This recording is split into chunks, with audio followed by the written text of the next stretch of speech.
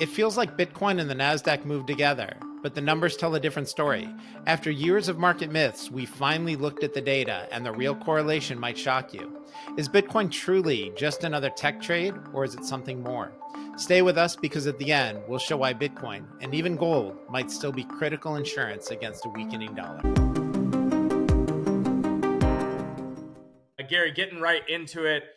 We're talking about investor claims about Bitcoin and its correlation with the Nasdaq, right? I think if you look at some charts, you can definitely see correlation trends, even kind of mapping it one over the other. But what we want to talk about today, is that actually supported with evidence? We've looked into it, which is awesome. Thing number one, Gary, is Bitcoin really correlated with the Nasdaq?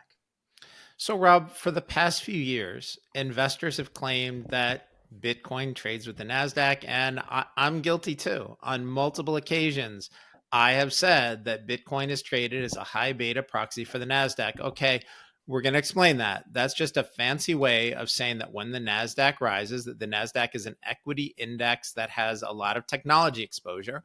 So all we're saying is that when the NASDAQ rises, Bitcoin tends to rise more. And when the NASDAQ falls, Bitcoin tends to fall by more. So that's what it means to say Bitcoin is a high beta proxy for the NASDAQ.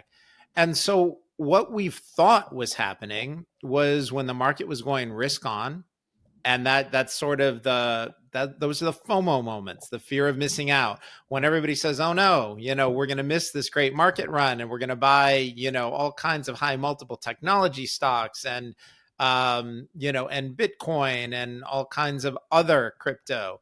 Those are the moments when all of those indexes and Bitcoin and crypto, they all move up together. Now, other people have suggested that gold should be negatively correlated. And what they're insisting is that when the market goes risk off, so those are the moments when everyone says, oh crap, everything's falling apart, I want to get out, right? And everybody tries to get out together and money flows out of those same high multiple tech stocks. A lot of those funds will find their way to the safe haven of gold. So the stories seem to make sense, right? I mean, it's what we've seen, and the story that I just told kind of makes sense. So, that's why people are saying it. All right. So, Gary, what would you say then is the actual correlation of these assets? Is there anything to it? Is it just broad, rising tide floats all ships type of analogy, or what are we actually looking at in terms of the correlation of assets? So, Rob, again, I'm going to acknowledge that I thought those correlations existed. And until you look at the data, you can't be sure. So, DKI intern Cash and Crow and I, we pulled the data. We pulled weekly price data This on fires me up, Bitcoin. by the way. What's that? I said this fires me up walking through this, by the way. Why is that? Just it's exciting, yeah, what we've put together to correlate. Exactly. I mean, everybody says this and the story makes sense. When you tell the story, it all holds together.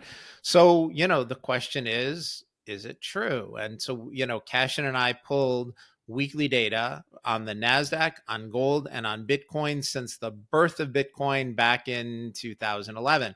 So we've got a lot of data in here. And you ready for this? So charting the weekly prices since the inception of Bitcoin, we have a correlation of 0.0% with the NASDAQ. Zero correlation. Now, if people are saying, if they want to say, well, of course, Bitcoin is rocketed and, the NASDAQ's gone up and down and, of course, okay, great. So we also ran annual correlations. And the highest correlation that we saw on the annual correlations with Bitcoin was in 2014 at 11.5%. Just so you know, to say there's a strong relationship, you're looking for something more than 70 or 80%. 11.5% is not zero, but from a statistical point of view, it might as well be. The point here is, and by the way, that was the one spike. Yearly correlations are almost all below 4%. Again, that's a rounding error of zero. It's a minimal level of correlation. And it's also true. The thing that surprised me It's true despite the fact that both Bitcoin and the Nasdaq stocks both benefit from higher worldwide liquidity. Now, we would have thought that gold would be negative correlated with the Nasdaq, and it turns out when you look at the data, that's not true either.